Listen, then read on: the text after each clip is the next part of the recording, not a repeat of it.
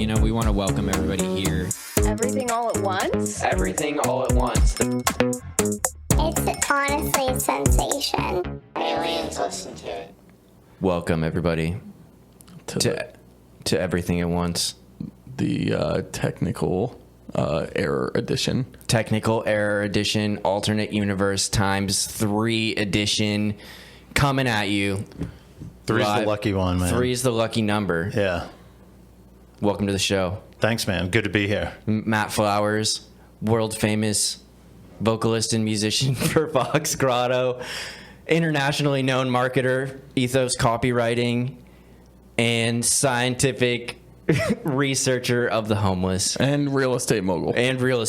I almost forgot that one twice in an alternate universe. I love how the title keeps changing a little bit. It nice. Keeps getting better every time, dude. You're going to be like Daenerys, Mother of Dragons, Breaker of Chains. That is definitely going to be my next title. Eventually. Yeah, for sure. Dude. Breaker of Chains of the homelessness. That's it, man. Yeah. Or whatever you want, whatever chains you want. I'm not going to try to restrict you or put you in any boxes. That's great, man. I'm happy to have you here today. It's good to be here. Hell yeah. You're doing some big things out there, and we appreciate that. And thank you for coming on the show to share about what's been going on here in Erie locally. I've been seeing you all over the news, and you've been talking with, well, not all over with Erie News Now about the homeless problem that's been going on in Erie that you spent like pretty significant amount of time from what you've talked about. Yeah, so they reached out, and it was pretty cool. They were looking for a writer to do a long form piece, and they pretty much gave me the freedom to pick the topic. And so, I work downtown. I'm in and out of the parking garage right next to the Renaissance Center all the time. Mm-hmm. And every time I'm coming in and out, there's definitely, a handful of homeless people kind of finding shelter in that parking garage. So I was like, this is the story right in front of me. So I reached out, said, I'd like to do a piece on homelessness. And they were like, that works out perfect because we're actually covering this beat right now, so it can be part of a larger story. Mm-hmm. Cool. So Erie News Now accepts your proposition. Where did you go to start this project?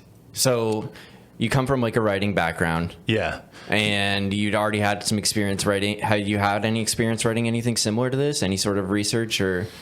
Yeah, so right when I got out of school, I was a freelance journalist for the Erie Reader. Okay. So I definitely have a background in writing, especially journalism. So it was kind of cool to put on this journalism hat again, because, as of late, I work on almost strictly marketing-related content. So like blogs, ebooks, white papers, case studies, things like that. Mm-hmm. And it was great to be able to dig into this kind of research, get interviews. And so as far as starting this piece, I looked at national data first and kind of honed in towards Erie. So I wanted to figure out what the main factors are that cause homelessness, because everyone has kind of their own opinion and ideas of how this problem starts. Mm-hmm. And so, I started digging into it, and there are so many reasons why someone finds themselves in that situation.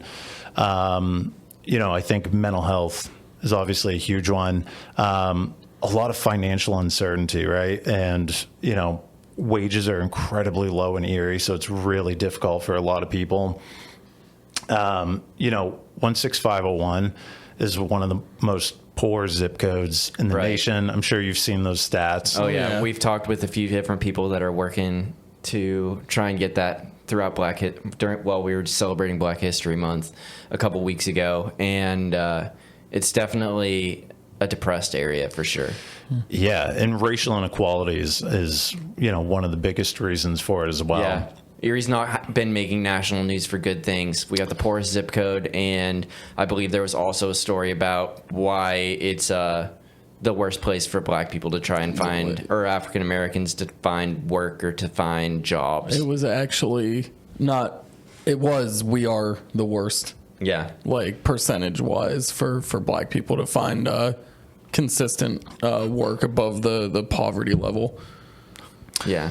So Yeah, so those articles were definitely rough to see those come out about Erie. For sure. On the flip side, I think there are some really positive things happening. Most notably, it's the people who are working on this issue. So I had talked to Peter Rourke at the Erie home team and Daryl over at the Erie City Mission. Both of those guys are awesome. Yeah, and the passion super that they cool. have, too. What's up, Kat?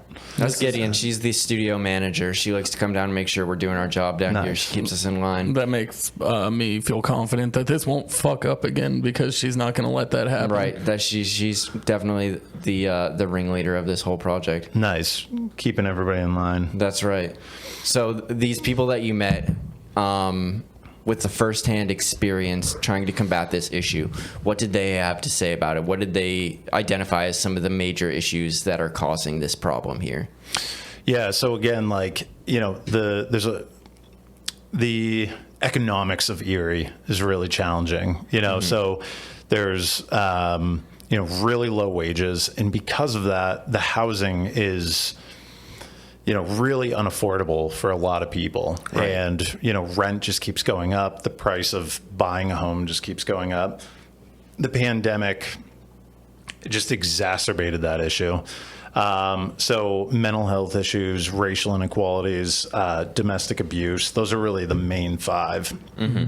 But they're tackling this issue every single day, and they're just they're keeping their motivation up to really make a difference. And I think that is so inspiring. And unfortunately, those stories rarely make headlines the way that bad news does, Right. unfortunately. Yeah, for sure. It's hard to, you don't see a lot of positive things in the news anymore. It's just not everybody. It seems like most of it's just clickbait.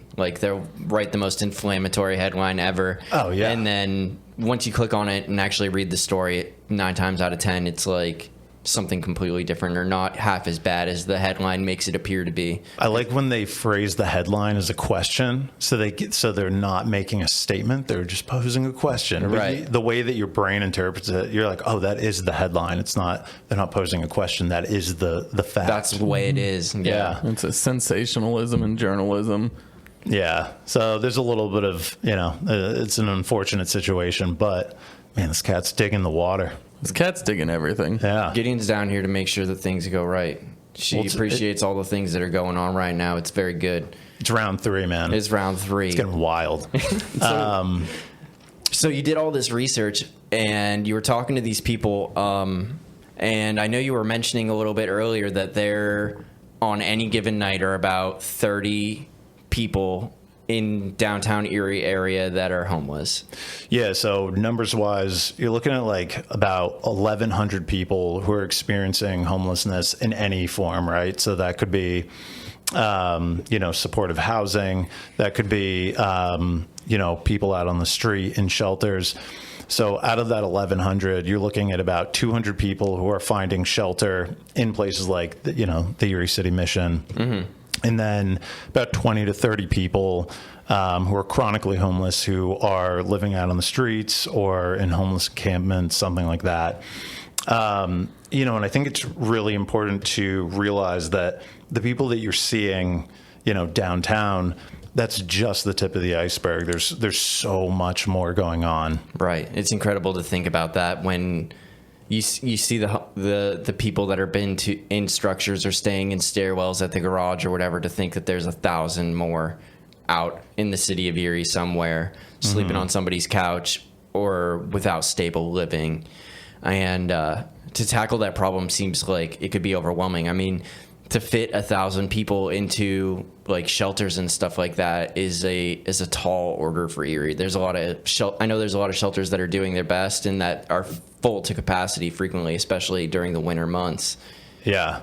So right now, data-wise, it looks like there are enough beds, but with the uncertainty of a recession coming up, they're actually gearing up to actually add more beds to a lot of the shelters because they're pretty concerned that this problem is actually going to get worse before it gets better. again, just because of the economic uncertainty. Right.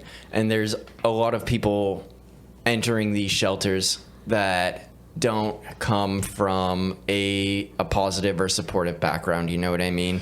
There's people without any support that are, newly really, I in the populations that I work with at my job, I know there's a lot of people that are just leaving prison, just leaving jail. They've lost everything. They may have minimal job skills or work skills or life skills, and they're expected to come into a society that's high stress, fast paced, and there's a lot going on in order that they need to accomplish in a short amount of time to alleviate this problem of homelessness or getting out of the shelter and having a stable environment to live in. Yeah, man. I mean, very rarely does someone become homeless and, they're coming from a background with like amazingly, supportive family members in like a perfect job. Right. And, they or had a job at all. Yeah, or a job at all, or like, school was a blast for them and they have their degree and they're like, oh, and I'm just going to decide to do this now. Yeah. That's so rarely the case, if ever, know. And there's this debate that, some people choose to be homeless.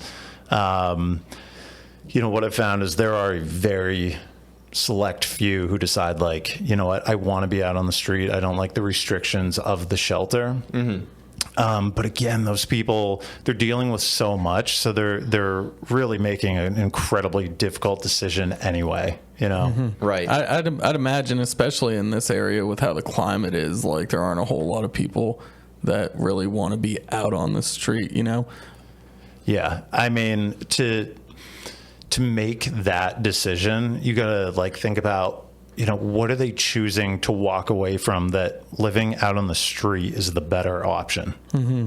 That's an incredible thought. Yeah. I think the only place where it would really work, where it's a dream, is if you're living on like an island or somewhere warm where there's a beach, because people like being beach, just hang out on the beach dwellers, but that's a whole different, like, it's not just being down on your luck. And well, think about like LA, right? It's warm year round. So that's kind of the place where, living out on the street isn't going to be, at least climate wise, as like insufferable, Right. And you mentioned that there has to be like a series of problems going on to make staying out on the street the better option. And to think that there are any number of problems that could be going on that makes a better option is very profound to me. Like there has to be, for somebody to choose that, there really has to be like some serious things going on as far as like physical health, mental health, issues with behaviors and other people, social problems, and being able to integrate yourself back into a structured routine can just be really challenging for people. Yeah, man. It's like a perfect storm of circumstances. And, when you're dealing with, really low income jobs, you're probably dealing with, some kind of health issue. You may not have a supportive network around you. You can see how things kind of unravel. Right. So with all the series of like problems and systemic stuff and issues that go behind it, what kind of solutions did you find, if any, while you were doing this research? So from kind of an organizational level, one of the most successful solutions is providing a home for these people, right? Right, yeah. That makes sense. So it's not as easy as just like, hey, move into this place and everything's going to be fine. You're not going to be, homeless anymore. Right. It needs to be supportive housing. So that means when they have a place to live, there's also basically like a support staff coming in to make sure that, maybe it's just that you're following a routine, maybe you're staying clean, maybe you're actively applying for jobs. It's just adding some support and some structure to your life. And that's so important. you can't really just give them a house and say, like, have at it. This is going to be perfect. Yeah, good luck, right? You could do it. So, like, nationally, that's one of the solutions that they've found works really well, is supportive housing programs. Mm-hmm. So this means making sure they get to all of their appointments. They're trying to find a job or learning new skills or whatever. And I know transportation can be a pretty big barrier for a lot of people. I know our bus lines are not the best around here. Yeah. And getting to where you need to be on time can be a big problem in and of itself. Oh, transportation's a huge issue. And, like, you know, Erie, it's not a particularly bike-friendly town. Mm-hmm. So, you know, there's, like, they're working on it. You know, there's some bike lanes popping up. There are people protesting the bike lanes too. Did you see that on Green Garden? Oh, I There's saw. like People a bunch of signs. Yeah, dude. Like, oh, this is a parking lot, or this is a parking space. People with signs in their front yard. Like, give these people a freaking break, dude. Let them ride up and down the road on their bikes. They're trying to better themselves and get to where they need to be. Is it really that bad? And the thing is that also, like, infuriates me is that, like, these people that live on Green Garden that have the signs are all in giant houses with huge fucking driveways with plenty of room to park their cars and do whatever they need to do, and they refuse to give up this parking spot in front of their house that they're not even using for a bike lane because of whatever selfish reason. I think there's you know, this is a different conversation for a different time, but there is definitely a lot of anti-bicycle memes on the internet. People just hate people on bicycles, and it doesn't make sense to me. It's so funny, man. Like, and listen, I totally get, like, when you're driving and somebody is riding right into the, like, riding in the middle of the road. It's like, come on, man, scoot over. Right. You know, I'm trying to get where I'm going.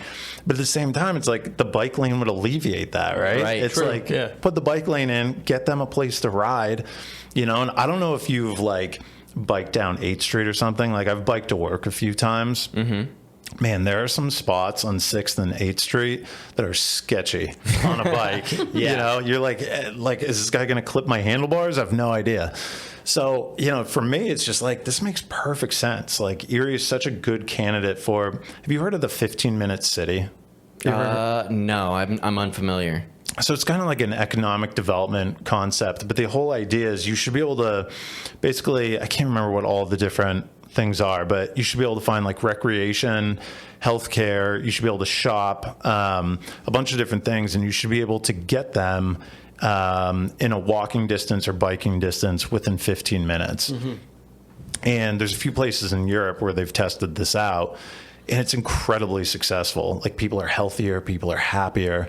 It's like, what? Like, Erie is already, like, almost there. You know, I remember, like, when I was in high school, there was this joke about how you could get anywhere in Erie in, like, 7 minutes or 10 minutes or something like that. And it's kind of true. You can get anywhere. And so it's like, why not, you know, equip Erie with a solid bike lane, you know, just add to the transportation selection, you know, why not? Because people hate change. Yeah. People, makes people uncomfortable. Yeah. And I don't think people recognize how much of a barrier it is for other people. They have, like, a detachment because of their own personal privilege, or maybe they just haven't experienced this before, but they have this attachment to people that, like, need to travel on a bike in order to better themselves or to get to where they need to be, and they don't really have another option of just, like, hopping in a car or getting a ride or riding the bus or taking an Uber or whatever else is really out there.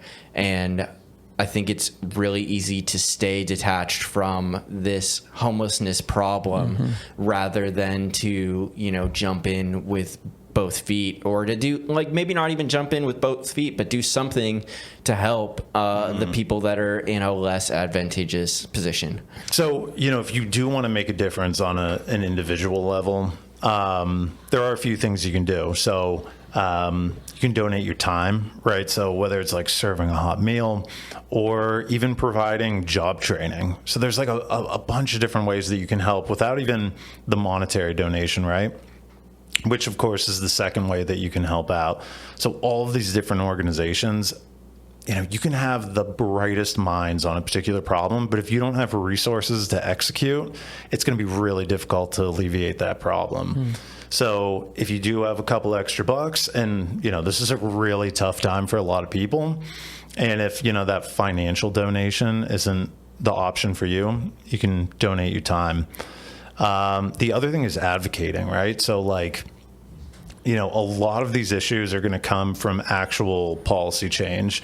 So talk to people in city council, write to local and state leaders, just get the conversation started. Let them know that people are actively thinking about this situation.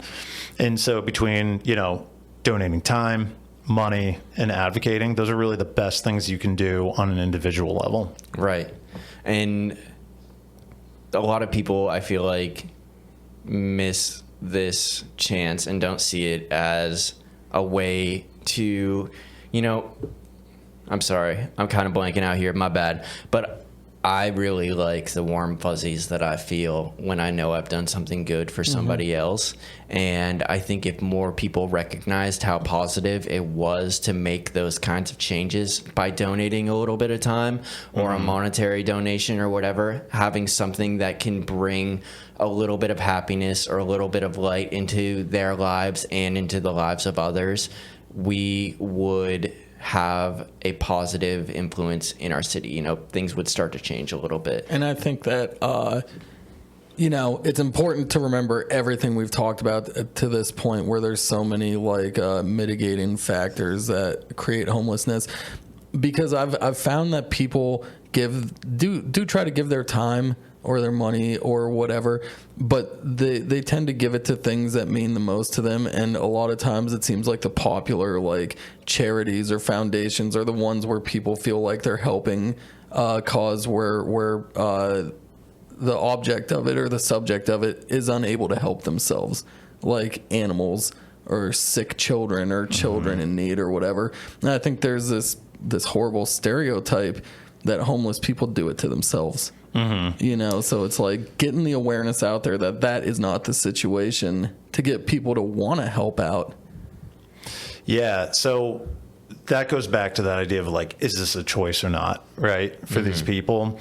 And like I said, by and large, this is not a choice. This is a set of circumstances. This was a really bad hand that they were dealt, and this is where they're at now. And as far as, listen, we only have so much bandwidth. So if you are donating to other charities and things like that, that's great. The fact that you can even do that is amazing. So I don't want to downplay that. I just think it's really important, though, to realize that, while this issue, it doesn't seem like it directly impacts everybody else, but it kind of does, because we're all in the same community. And so if we are able to alleviate this issue, we get a more prosperous downtown, right? And when you have a strong city core, that effect ripples out to everywhere else. So, it's a important issue to look at a bunch of times and through a bunch of different lenses, right? So I hope that, I'm able to tackle this story, a few months from now or even a year from now, whatever it happens to be, because I think it's important to keep coming back to it to make sure that we're, making the right changes and efforts and things like that. And we have some good people in Erie working on this issue. Again, when I interviewed Peter, that guy's awesome. Daryl, that guy's killer too. And they're passionate about it, and they're not losing the motivation to really make a change. And the last thing I'll say too is, a lot of people are listen, this problem is never going away. This is it is what it is. And I definitely understand that sentiment that we're never going to be able to overcome this issue 100%. But just because we're not able to completely alleviate the situation doesn't mean we shouldn't be making meaningful change. So all the time we're investing in projects that are unfinishable. So the potholes in a road, right? Those are always going to happen every single winter. They're going to be, there again, right? And come summertime, they're going to be filling them up. We're mowing our lawns, even though we know the grass is going to come back. We keep working out and eating healthy because that's the only way to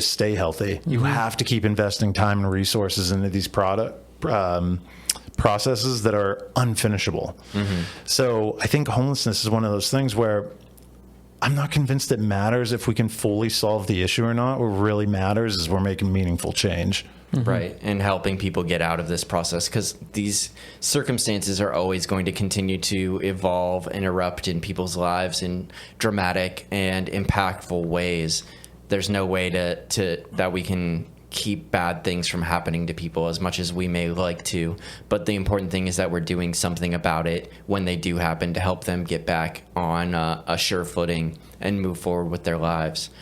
When you started this story, you mentioned a little bit that you were doing, you've been a journalist before, and you've always been a writer. Well, you've been a writer since 2016 at least. Yeah, so that's when I started Ethos. It was 2016. Previous to that, I've always been, I guess you could say, a writer. So Right. early on, I was constantly writing lyrics for the band. Writing a lot of short stories, things like that. Got out of school, started working at the Erie Reader. Did that for probably 3 years. I loved working with those guys too. They're awesome. It seemed like a really cool organization. Oh, they're great. And when I started, they were just ramping up. And the editors that were there at the time, oh man, they were awesome. I don't know if you know Ben Spagan or like Corey Valancourt, but those guys are crazy writers and amazing editors. So I learned more in a few years working at the Reader than I did in like all of my English classes. Right. I don't want to say that, but pretty darn close. So I've been writing for a long time, but 2016 was when I started, jumping into the small business situation. The copyright world. The copyright world. How this all started was like 3 months ago. I had what I thought was a brilliant original idea. Turns out it was not quite original. It was still brilliant. And I was like, I need a copyright. I got to patent this. And I looked up copywriting in Erie, and I found Matt's website. I didn't know it was Matt's website at first. And I just sent them an email like, I need help. I have an idea, and I need to get a patent. And Matt messaged me back like, oh, hey, Tony. And I'm like, oh, it's Matt Flowers. I haven't talked to him in a while. And he's like, I think you're looking for a different kind of copywriting. What we do here is more marketing and not intellectual property patents. That's exactly right. So there's copyright, so that's intellectual property, IP, and then there's copywriting, which is that's your Mad Men style. It's like Peggy Olson, Don Draper, writing the newest tagline or slogan on something. That's critical. You need those. You need a good name and a good slogan and a good logo if you're ever going to make it in the business world.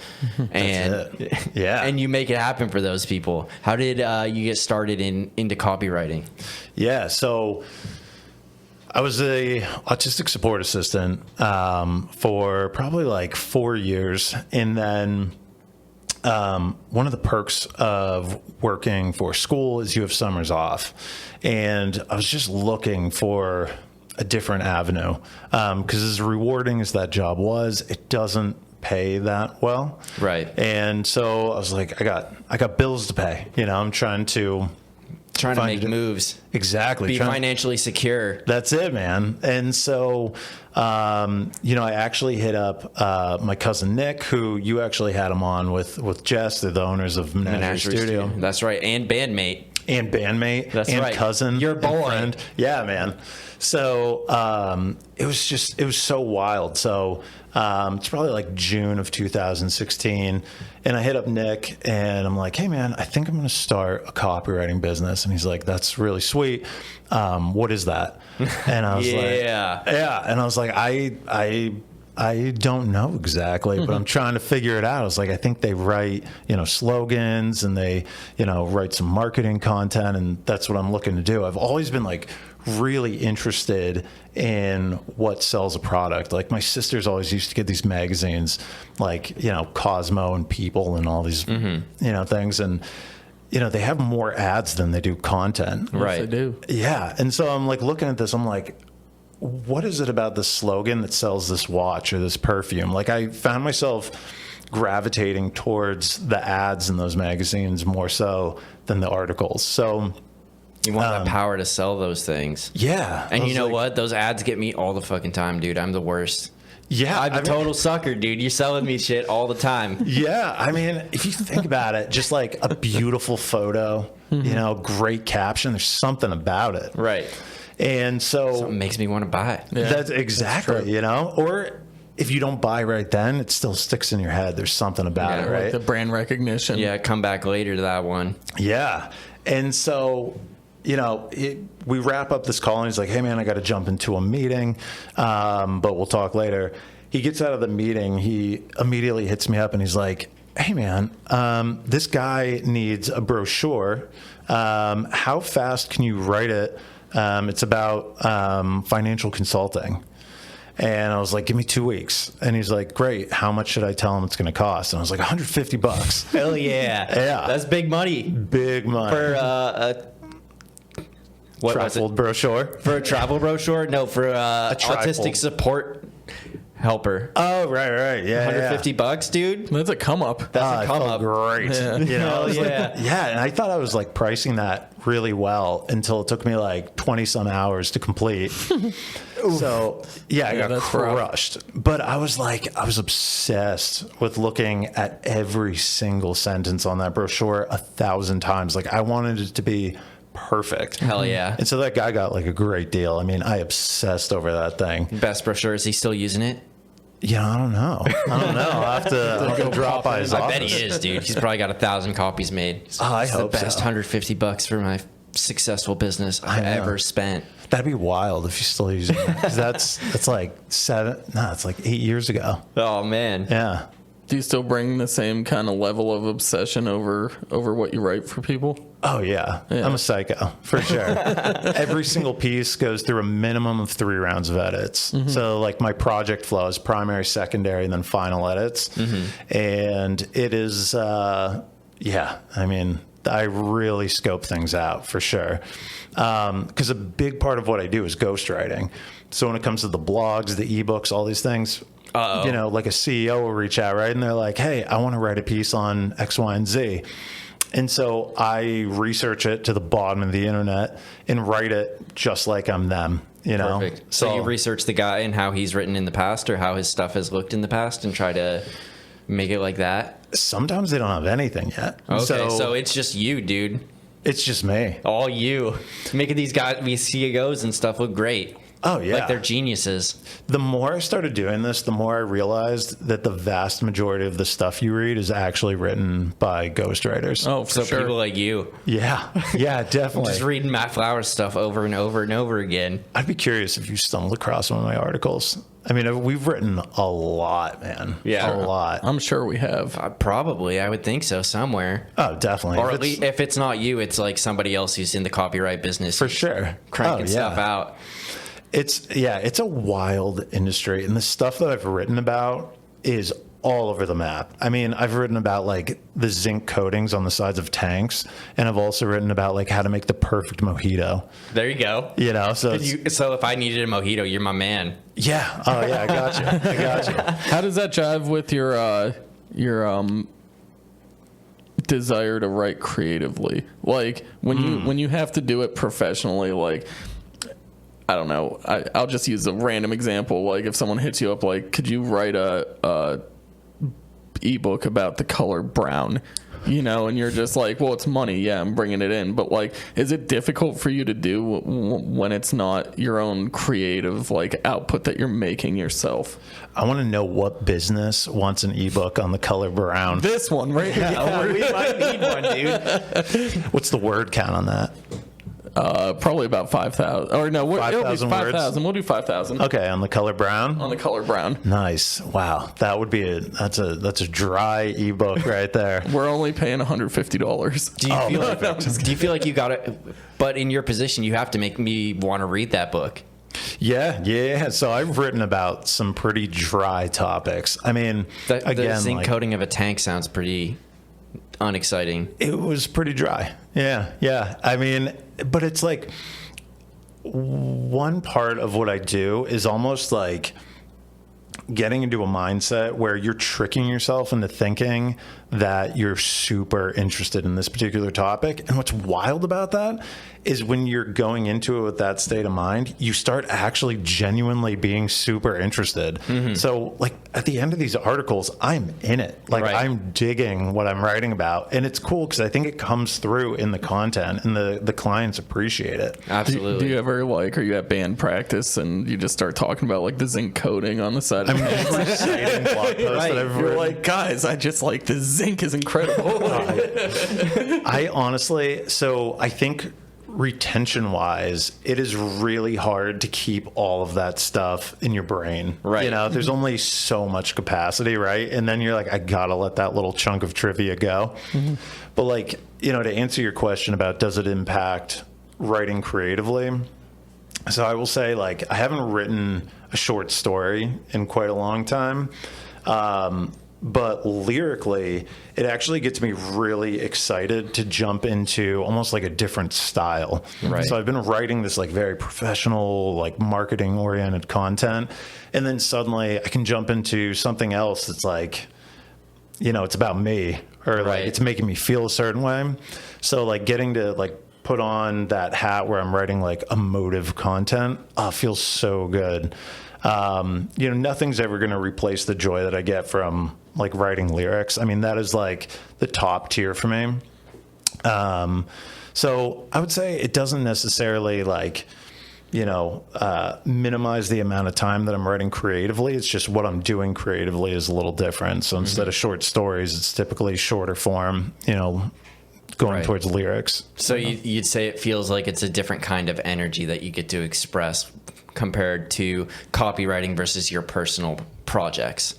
Yeah. And if you think about it, it's really strange too, because wearing these two very different hats, on one side, you know, I'm like a professional marketing person, you know, and on the other side of that, you know, I'm playing in a band and, you know, playing at festivals and dive bars, and it's two incredibly different worlds. But It's like sorry, go ahead. No, go ahead. No, I was just going to say it's like a Clark Kent Superman thing. Yeah, dude, we got Superman in the That's studio. it. That's me. That's Hell me. yeah. Yeah, I rip off the business clothes, and there's just a cape behind me. That's beautiful. Beautiful mental imagery right now. Yeah, in my head. yeah. I like it a lot.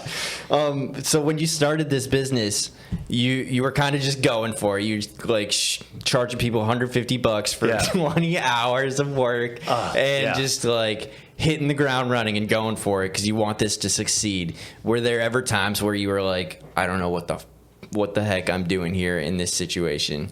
Yeah, I mean, I'm still having those situations for sure. I mean, the whole thing with starting a small business is every single day you're solving a problem that you don't know how to solve. So you're either asking people about it, you're researching it, you're just going by your gut. But I mean, all through this journey, I mean, you know, the first year was rough. I was messing up all my pricing. You know, I was constantly undercharging. You know, after that initial brochure, I was turning in the final product, and one of that guy's clients walked in, asked what I did. You know, I told him I'm a copywriter. And he ended up becoming my second client, you know, and I constantly was like jumping into the price conversation way too early, like not giving myself enough time to process, you know, exactly what the project was. But, you know, obviously you learn from all those mistakes. And, you know, if I could give one piece of advice to anyone that provides a service, keep the contract length short at first. So like you'll hear a lot of advice being like, if you can just lock in like a 2-year contract, it's going to be awesome. The problem with that is when you're just starting your business, you don't have your pricing set up at all. And then if you're locked into a 2-year contract at the lowest price point you'll ever have, then you're just locked into that. They're like grandfathered into this pricing. And so if you can keep them a little bit shorter at the beginning, like do like 6 months that way, because everyone can deal with like 6 months of something that's kind of a bummer, right? You see the light at the end of the tunnel and, you know, you can make it happen. But like 2 years, that's a long time to basically be like underpaid for a project. Yeah. So that would be like a huge piece of advice that I'd give to people. Do you get like contracts for writing that last like multiple years? So people may want like continued blog posts or content or whatever it is that they're asking for a long time. Yeah, I mean, a lot of my clients have become like good friends. I mean, I've been working for some clients for probably 5 or 6 years, like almost from the beginning. So typically it's like 1 blog post a month or 2 blog posts a month. And, from the writing side of things, that service has also evolved a lot into like all kinds of areas of marketing. Mm-hmm. And things are always changing and stuff like that. And when do you think things started to take off for you? How long did it take before you're like, you know what, I got this kind of figured out. I'm crushing it. So I think you're always feeling like you're not doing enough. I feel like that's a kind of a shared sentiment with all small business owners.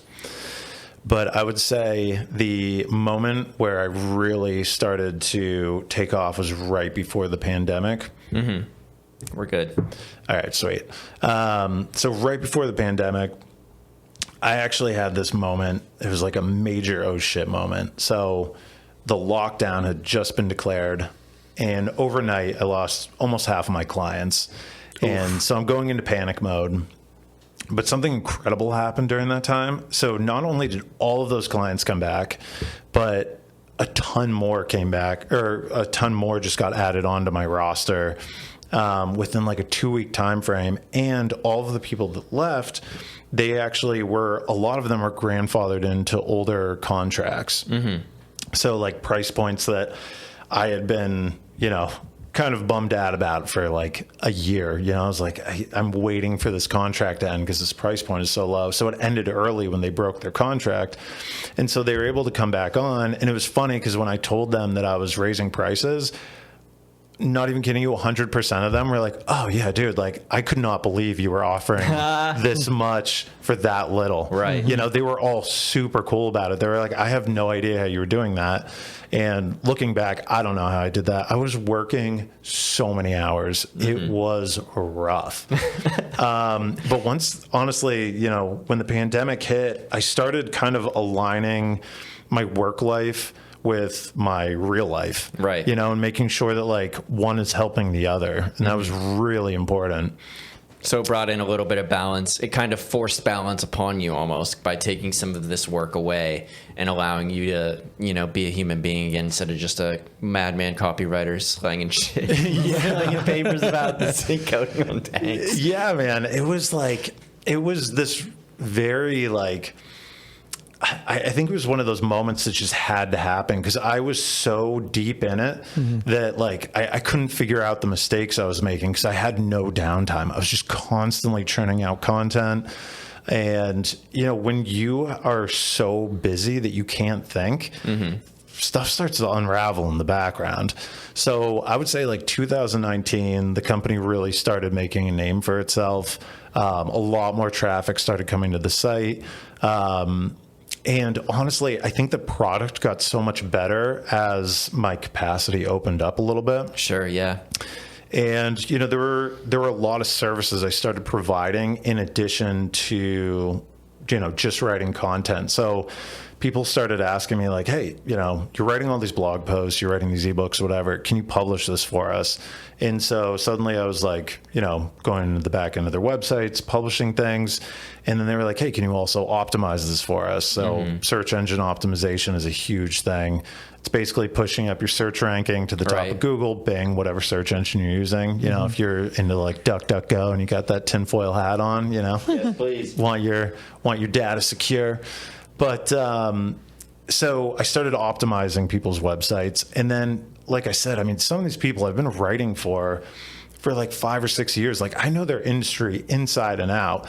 And so they started coming to me almost like for kind of like a consult, right? So they're like using me as a marketing consultant, asking me what they can do better, what additional services I have, what their competitors are doing. So then that slowly transitioned to kind of like a marketing intelligence service. So suddenly I'm digging into like what their competitors are doing, where their competitors are getting like good press, how we can send out press releases and get that same kind of PR, where we're getting backlinks for them.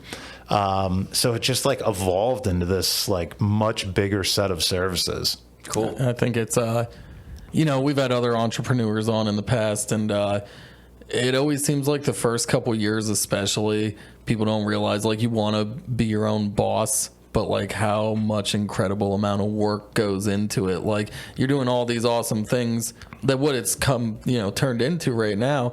And, hopefully like a decade from now, you'll have like this big, massive, like incredible business, and people will go, oh, like that lucky guy, Matt, but Yeah. there's so much work that goes gifted into this. it. Yeah, gifted it. Cause I feel like people think that they're like, oh, this bastard multimillionaire, like business owner. Yeah. But a lot of them, it's just like you. God, I hope that ends up happening. Well, I hope Me too, we're, dude. we're manifesting it. We're here in this manifesting it basement. here. Yeah, we're big on manifestation. But you got to really love your work to be able to do that much at the very beginning and pull through it. Yeah, it's funny. Like a lot of people, I think they're like, I want to be my own boss, until you realize that when you're starting your own business, each one of your clients actually becomes like another boss, right? Because you're working for them. Right. So like, on any given month, they might have like 20 different clients in a rotation. So I basically have like 20 different bosses that I got to make sure they're all getting what they need. Mm-hmm. So that whole idea of like, I'm just gonna do my own thing, gonna answer to no one. No, you're answering to a ton of people now. And yeah, I mean, the work at the beginning is rough, but it's like a labor of love at the beginning, and you really got to just believe that what you're doing is going to work. You have to have that faith. And, if you can stick it out, like statistically for the first 5 years, you can kind of, secure a good living at that point. You're not in that shaky state of being, a small business owner. Right. And I really like the evolution of your company that you've described too. So it started as, making brochures and pamphlets, and now you're kind of almost like marketing consulting, it sounds like, and sharing intelligence and doing research. And it all kind of just stems from this obsession with your work, and putting in your best effort and putting in the time to find out how these products that you're putting out to these people are going to be most effective. Yeah, what I love is kind of figuring out like how all the dots are connected, so like I'm constantly writing about industries that seemingly have nothing to do with one another until you realize there's just all these connections. And so with that, suddenly, you're deep diving into all this research, and then you're writing about it, and you're coming to like new conclusions, and suddenly you're able to take like a much broader picture of all these different sectors. So I love being able to kind of explore these new avenues for all these different businesses, give them some kind of different marketing insights that they might not be able to get elsewhere, because very few companies are writing this much content. Right. We've written like several million words at this point. Oh my God. Yeah, it's a lot of content. Granted, some of that's like emails and stuff like that, but I have a word counter going in the background. I mean, it's a lot. If that was in a book, that would be a long book. That would be a long book. Average book is like 250,000 words. Yeah, I've written several of those then.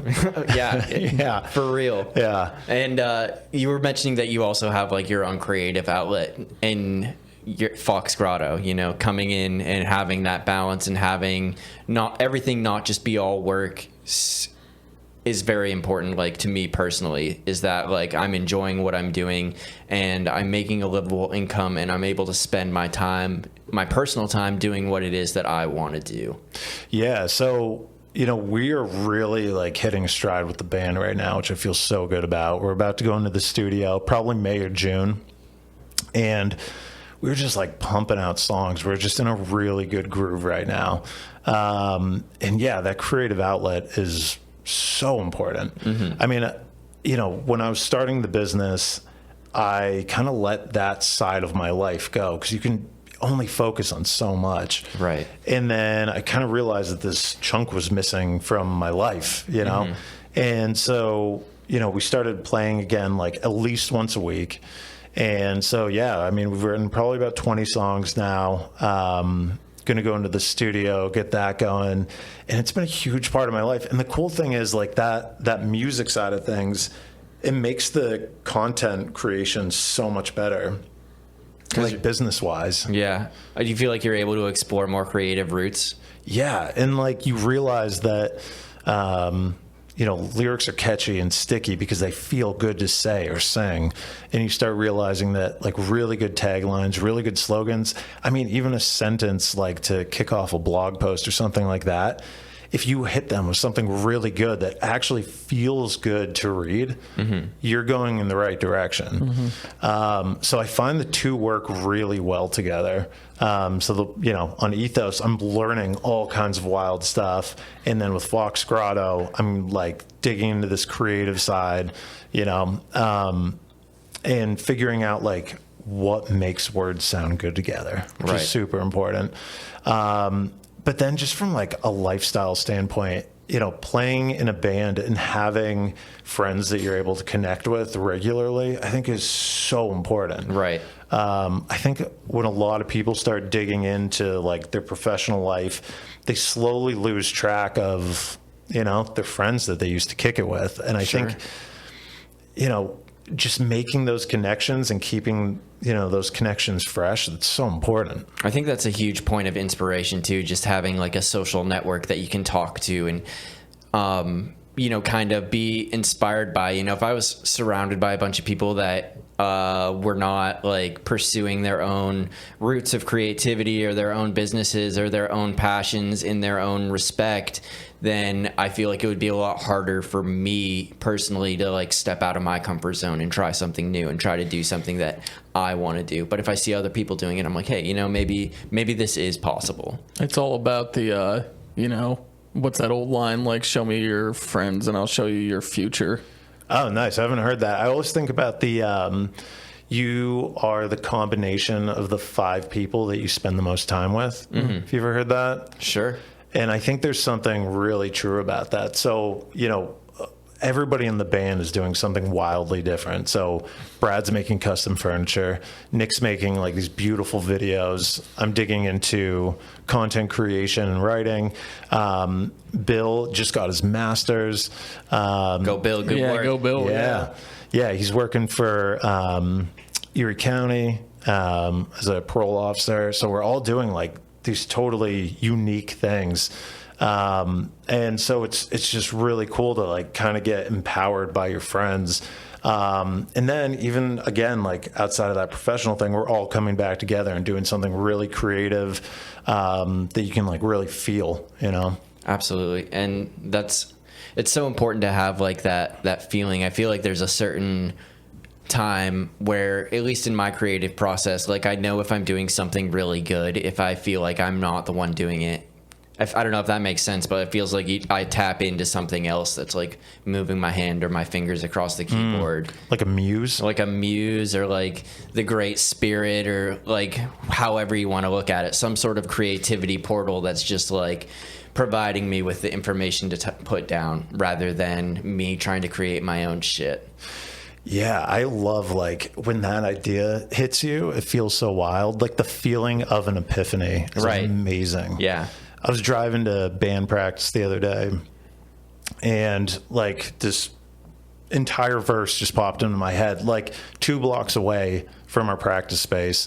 And when I walk in, like I just had the chords ready to go. Right. And like had the rhythm, and I was like, guys, what do you think about this? And now it's like one of the songs that are probably going to make it, onto the album. Hell yeah. And it just fell out of me, and it just like, oh, that feels so good, because I wasn't thinking about anything. I was probably listening to a podcast or some song or something, and just like it hit me. I was like, this is exactly what I got to do.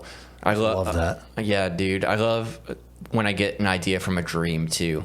Oh, so good. You like the song that we're working on right now, our house band, the EAOS house band, is working on a song. And before we went to the writing thing, I had a dream about like the lyrics. Really? And I wanted to write them down like that day, but I'm like, no, I got to wait till I get everybody there. Or I'm going to write this whole fucking song myself. And we really wanted it to be like a collaborative thing.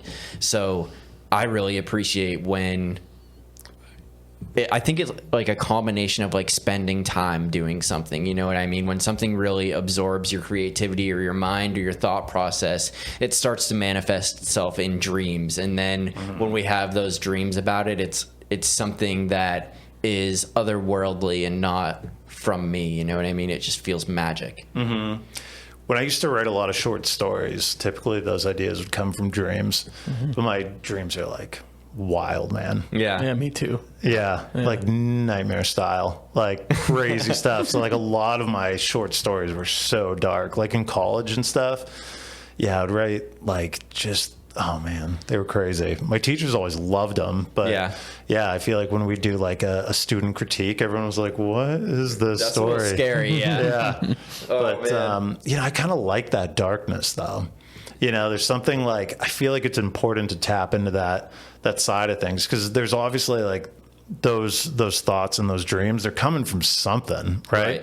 So like if you can kind of identify like what made you feel that way, I think it's important to dig into that a little bit. And I think it's a very important part of the human experience to be in those dark places. You know what I mean? Like everybody's going to go through pain and loss and grief and all of those negative feelings and hurt. And to be able to create something beautiful from those feelings is really transcendent to me almost. Yeah, it's cathartic. It's cathartic, and it lets part of that go, part of that pain, part of that hurt, part of that whatever, you know, go into something that ends up being beautiful and can touch other people too, you know, leave your mark on them and let them know that they're not alone in this. You just got to be able to stare into the darkness and not be consumed by it. That's the other thing too. You can see that the darkness or those negative things all the way around, and having that little bit of a hope shot that, you know, if I hear a sad song or whatever that you wrote or somebody else wrote, I can look at you today and see like, you know what, Matt was clearly feeling some messed up stuff at that time, but he's still here and he's still doing it, and they're out there performing and doing their thing, you know?